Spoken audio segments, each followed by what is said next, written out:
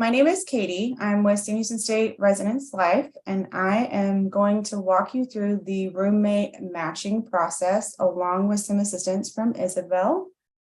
First, you're going to go to the housing portal where your application lives. We're going to go back into the application for the upcoming academic year. And you're going to go to this page. This page will not be visible until that open date of March 1st. Since I don't currently have a roommate group, what I'm going to do is I'm going to search for roommates. So I want to search for Isabel. Last name.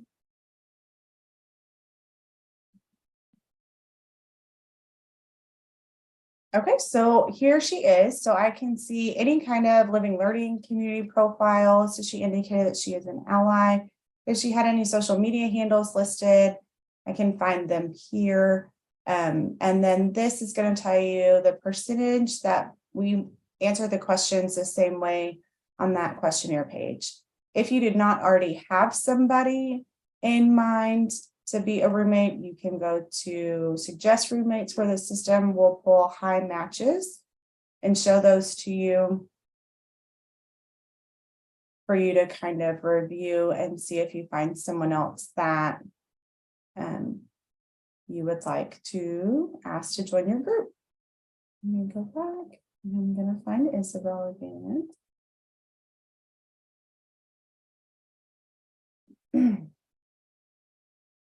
And from here, I'm going to add her to the group. And because I am the group leader, meaning that I'm the one initiating the group request, I'm going to create a name. We're going to do Bearcats 24. And then I'm going to create a unique password. Confirming that unique password, make sure that you meet all the special character criteria. I'm not part of a sorority. I don't participate in any athletics. And then I'm not a part of any living learning community. So I'm going to save that group.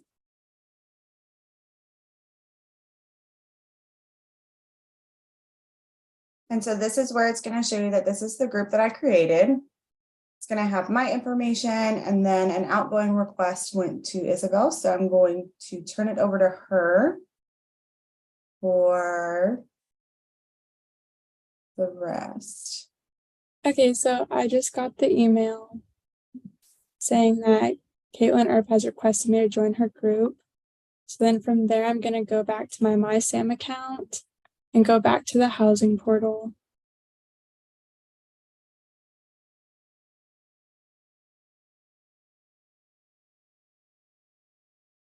And then I see the incoming request from her with our group name, and I'm going to click accept.